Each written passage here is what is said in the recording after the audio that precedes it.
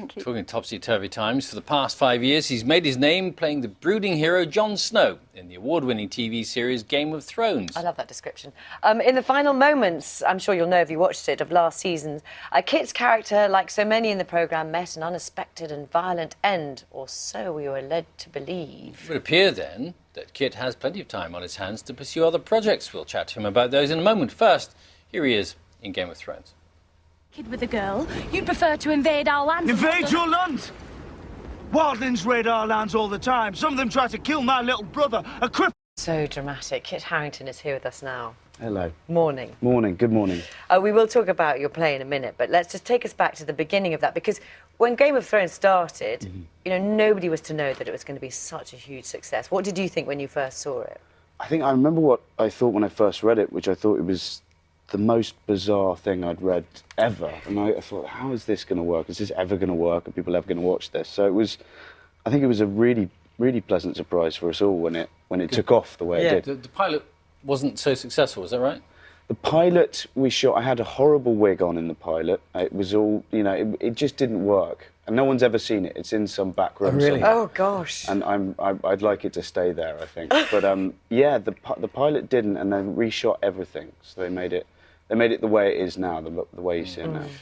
And no wigs. Now you still got your hair from the character. For your new character, is this how Dr. Faustus is going to appear? I think this is, as you can see behind me, this is kind of the look I think we're going to go for. He's a stage magician. So I'm thinking about maybe twizzling my beard up or something. But yeah, I think this is the look we're going for. And he was, of course, the original man to sell his soul. Yes, yeah. So the story is Dr. Faustus sells his soul to the devil. He makes a pact with the devil so he can become the greatest conjurer, so he can do the best magic and become essentially a celebrity. He wants power and glory, and for this he makes a pact with the devil, and we watch as he descends essentially to hell throughout the play. It's actually the version we're doing especially is very comic. It's a black comedy really, so it has got a lightness to it. So not out till April, so you've got quite a lot of... How are you with learning the lines? Is that easy for you? It's been a long time since I felt I should learn a play before even going into the rehearsal room. Right. But with this, I think it's essential. There's a lot of quite meaty Elizabethan text to get through, and it's so I'm currently doing that. I'm sitting in my room and going through the lines. I'm interested you say sort of that you're playing on the comic value of Christopher Marlowe's work, because there is the most famous speech, the one that we certainly all had to learn at school. You know it. Our Faustus now has thou but one bare hour to live. Yeah. The rest I can't remember. But which is a poem of utter despair, because not only is he losing his life, but he's losing his life for eternity. Yeah, he's being dragged to hell for eternity, which is something he was very flippant about at the start of the play. So it's a great journey. He goes from believing he can beat the devil, believing he can trick Mephistopheles, and believing he knows best, essentially, and with this huge ego, to right at the end, like you say, I'm amazed they made you learn that at school. I haven't even got to that bit.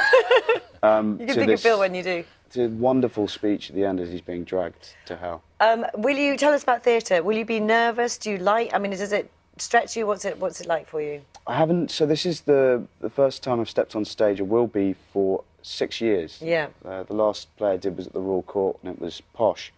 And so it's been a while, and I've been, the last 2 years especially, been really, really keen to find the right thing to step back onto the stage with, and this is perfect. Jamie Lloyd is an incredible director. The play is an amazing adaptation of Faustus, and I think it's going to be, I think on paper it's already amazing. Is fame and celebrity as an actor a bit of a pact with the devil as well, in the sense that naturally, you know, many actors seek it, desire it when they're on their way to success, and then once you've got it, it can be, well, something rather awkward, can't it?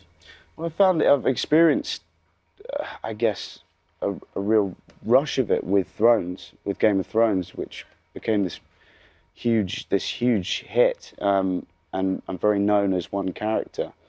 So I have experienced a certain element of that, and I think this is what makes this play quite desirable for me, is that it's the subject matter, the seeking of fame, the seeking of fortune and glory, and is I think really interesting, especially in our culture at the moment, which is so celebrity obsessed.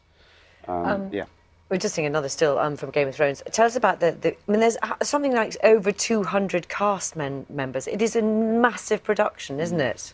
Thrones, yeah. I think it's been up to about 350 cast members. I think this must be the biggest cast assembled. Now, which brings us to a point that Game of Thrones fans are going to be desperate to hear about, which is it is reported you've been seen.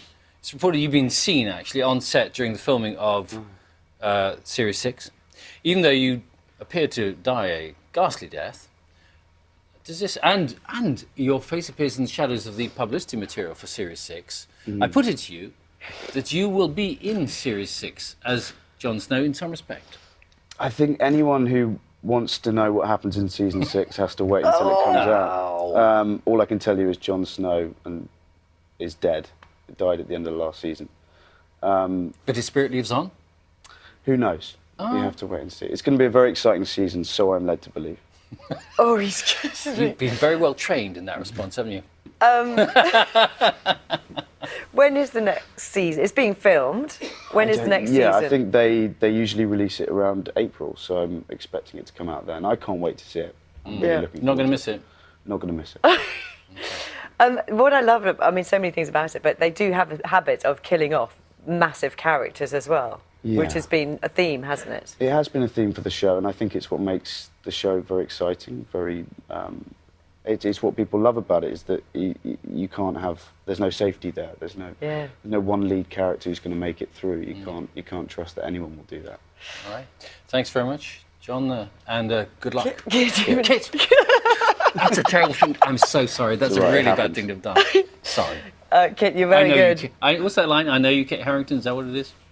Well, Jon Snow. Yeah, I know.